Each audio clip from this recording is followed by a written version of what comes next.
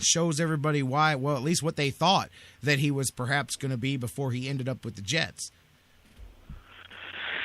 Yeah, I'm not sure what to think of that game, only because Carolina was so bad. So you kind of similar. It was very similar to the game the night before, the two primetime games. Were the Packers that good, or were the Bears that bad? And same thing in Philadelphia. Were the Eagles just that dominant, or were the Panthers that bad? And I think it was a little bit of both in each scenario. But at the same time, it's pretty impressive, and I've talked about it, written about it before. And I say, when you talk to NFL people around the league, they pay a lot of lip service to that next man up mentality. But then you watch them play, and you see how coaches handle it, and they tend to scale back game plans and really try to hide certain players. Not Chip Kelly, man. He just keeps going. It doesn't matter who's out there. He's going to play the same way. And I am impressed by that aspect of what the Eagles were able to accomplish. Yeah, defensively too, man. The Eagles definitely, man, they're a team over there for sure. Chip Kelly, it's funny because he's kind of, we could look at him for a second, and Mike Pettine here. And I was saying at the beginning of the show when I kind of said we were going to talk about this later, I said, everybody knows what Jimmy Haslam and they went through with the whole trying to get Chip Kelly, and then they ended up with Chud, and then Chip went to Philadelphia, and now we've got Mike Pettine, and I'm cool with that because there's no two opposite styles more than those two guys in that sentence. Mike Pettine, it prefers my style, which is the style nobody prefers nowadays: defense, running game, old school football. Chip Kelly, the exact opposite, the light show, laser offense, set the world on fire. And I thought, man, it's funny to look at him right here because everybody's buzzing about the job that Chip Kelly's doing. Everybody buzzes here and starting to get nationally about the job Mike Pettine's done in his rookie season here in Cleveland. And I'm like, couldn't be two more divergent types of coaches. Cleveland could have ended up in two completely different ways, but it appears in the positive side of the ledger, either way they would have went. Yeah, and Mike Pettine's got that Philly area, he does.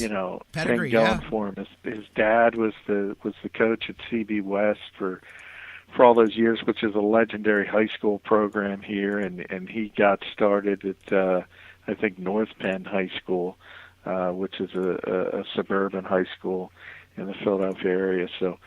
It all comes to seem in circles. When you think about that Joe Banner, Mike Lombardi era in Cleveland, as short as it was, I think there was and I wrote about it at the time, there was this sort of under the radar rivalry going on between the Eagles and the Browns, even though you wouldn't think of it, but because Joe Banner was here for so many years, and they were really fighting for Chip Kelly just to one-up each other. And obviously the Eagles won out in that scenario. And, he's proven to be a good coach. We're still early. I think Monday was his 26th a game as an NFL head coach. But he is an innovator, and he is ahead as things go, more tempo-wise than anything else. I think people kind of overstate the X's and O's aspects of it. He's actually very, very simple. The Eagles tend to run the same plays again and again, and they're all about, tempo and sort of that controlled chaos. And what they're shooting for is that they're going to run things so quickly that even if they make a mistake, you're going to make two. And so far, that has worked. And we'll see. I'm still questioning whether it has long-term viability, but I'll tell you, Jerry, it's astonishing to me when the Eagles play every week, and you'll see it again in Green Bay, which is one of the most well-coached teams in football. They will not be ready for the Eagles' tempo. I don't know why, but they will not be ready for it. But you think by now they should. Now. Yeah, exactly. But they will not. They will not. And I got to be honest, I don't understand it at certain points. What you mentioned was my question. When the Browns were going after Chip Kelly, my question was not that it would work for a while. I said, man, yeah, anytime you radicalize the game and you change things in that manner, you're always going to work until, the adjustment period. One buddy gets it, just like the flash in the pan, like the wild card. Then does it have legs? And what you just said is where I'm still not sure if it has long legs or if it's just 5 years from now you're going, hey, do you remember the Chip Kelly era when teams were trying to run 800 plays in a second, and then it's just become another, hey, do you remember the Wildcat? I don't know about that, but yeah, it is amazing. And when I think about where the two franchises went and ended up here, and I got to tell you, if you don't already have a bunch of fans here in Cleveland, I'm just going to go ahead and drop this one here. Right before John joined the show, I'm just over here checking the Twitter feed as I go along. He began it with time to talk first place Browns here on the Sports Fix, and definitely different to say that for anybody in the last 20 years for sure. This late in the season, here they sit, and still a lot of things left to be done. But let's start there. You and I didn't get a chance to talk since, actually before that, before we even talk about the game in Cincinnati, you just mentioned Joe Banner. I wanted to ask your opinion, but people say, what do you think is the secret? Is it this? I don't think it's necessarily this player, that player, any particular thing. Remember you and I, John, talking when they made this regime change, and we always talk about what happens when teams make a regime change and you get set back and you got to change all the players and all of that stuff. I think the underreported reason why the Browns are doing relatively well this season is because I think what Ray Farmer and Mike Pettine did in this offseason was actively think about exactly what I just said about what we all know about that high turnover and the fact that, because this Browns team is a combination of Tom Heckert's best guys and Joe Banner and Mike Lombardi's best guys mixed in with a sprinkle of what Ray Farmer and Mike Pettine added to it this year. And the reason that it's being relatively successful to me, and you tell me what you think, is that they didn't try to go against the grain. They said, you know what, we could set ourselves back 2 or 3 years and start rebuilding, or we can say, look, we have these pieces. Well, I don't care who drafted them. We have these pieces. How do we make them fit right now? And we can add to them as we go, and we can make changes. But why set ourselves back? And I think they're the first regime in the last couple changes to come in and go, you know what? We're not going to force things. We're not going to force our way. We're going to use what we got here and make it work while we start building our process too, because this team is a melding of those last 3 regimes' best guys all put together. Yeah, and it's been impressive because, as you said, that's not normally the recipe for success in this league, the constant changing, the constant turnover. And that was a concern heading into the season. There's no question about it. So the fact that they've been able to buck that trend, I've talked about it for years. To me, the best coaches are the ones, you have a system. We all understand that.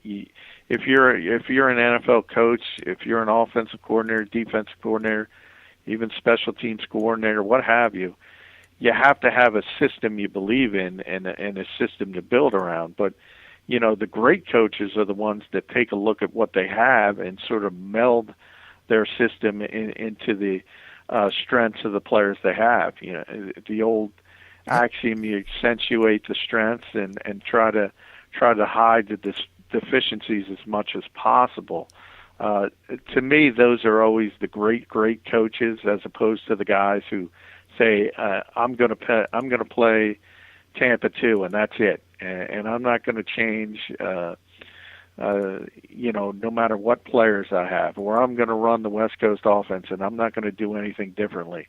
In essence, pounding the square peg into the round hole. And to me, the NFL as a whole has trended toward that direction over the past 10, 15 years more than anything else, where you have these rigid coaches who believe in their philosophy above anything else and are unwilling to change. And eventually they always fail because, this is a 32-team league, and you're never, as a head coach, you're never going to have that way. It's not possible. So you have to do the best you can with what you have. And to me, the guy who has always exemplified that above all else is Bill Belichick, who will shift literally from week to week. He will shift his philosophy at times Not always, but you'll see him completely change his game plan, completely change his philosophy if he sees a weakness in a certain opponent. And not too many NFL coaches do that. I think, Mike, to go into that and say, these are the players we have. Let's coach them up as best we can. And so far, it's worked out tremendously well, as evidenced. As we said, we're talking about a first-place team. And you know what? With that phrase, first-place team, some people, we've said that stat here this week. And what I find interesting the most about that is that some people go, oh, this late in the season, it's the latest they've been in first place by themselves. No. With that statement, there's no caveat to it. The Browns have not been in first place without a tie, because they've been tied a few times since 95. 1995, right before the deal with the move and all of that stuff, was the last time the Browns were. My son just turned 16 on Monday. To put this in perspective, Sunday was the first time in my son's life since the day that he was born that the Browns sat alone in first place of their division in that boy's life. That's a recipe for how a whole generation loses a sports team, by the way. It's not going to happen here in Cleveland because it's a little too strong for that, but that's a recipe for how a different town, an entire generation loses a sports team, and it's impossible for them to dig back from under that, because think of how strong a team's got to be to survive that. When there's 16, 18, 20-year-olds out there right now who are going, damn, Browns are in the first place for the first time since I was born. That's a hefty statement. Yeah, it is. It's been a long time, and that's kind of what has fueled the frustration there, as you know, better than most, and the fact that when you see all those changes, and you see, we've talked about it before, how bad that looked when Chudzinski was fired after 1 year. It did. It looks bad. And when you have a history of not succeeding, it gets even magnified further than that. But, to their credit, the organization made a decision. It was a bold decision. It was, and to this point, 9 games into the 2014 season, it certainly worked. Unfortunately, the downside of it is, they're playing in the best division in football. And, first place Browns could turn into last place Browns next week, just as Absolutely. What happened to Cincinnati. Cincinnati was in first place last week, and they're in last place this week. First division since the 1935 Western Division to have all their teams 2 games above 500. At least through this part of the season. So it's not going to be easy. It's going to shift from week to week, and they're going to have to keep winning to win this division, obviously. I got to tell you, man, we talked about Mike Pettine, and I mentioned the things that I like about him and how he's able to, as we use the word, compartmentalize week to week, which he's really proven that he's able to do. And he even says, he goes, I know what coach speak is, and I don't have to use it here with these guys. I'm blunt with them, and I put it to it. But he said, I guess if there was an award for the best coach of the year after 9 games, I guess you could tell me I won that. But other than that, I haven't done anything. And this was exactly what I said on Monday. I said, man, no wonder I love this coach. He used almost the same quote. He said, all we've done is earned the right to have the rest of our games be meaningful this season. And that's exactly it. Right now, that's what you've done. All you've done is put yourself in position to have a fun second half of the season. Where it ends up is still up to you and the work you put in. But I think this team is a reflection of him and keeping his nose to the grindstone. He's definitely the kind of coach that fits the men. To me, he's a throwback to a Marty Schottenheimer type of coach, to that gruff, I speak soft and carry the big stick. When I do say something, listen to my words, because I'm not going to BS you. I'm just going to tell you the way it is. And if you like it, cool. If you don't, that's fine. Just report the words that I said.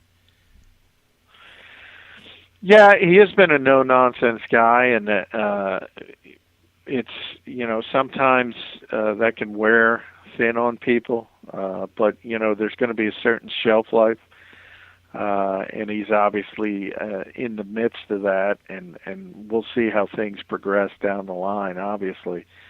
But right now, you're talking about a team, as you said, that's playing meaningful football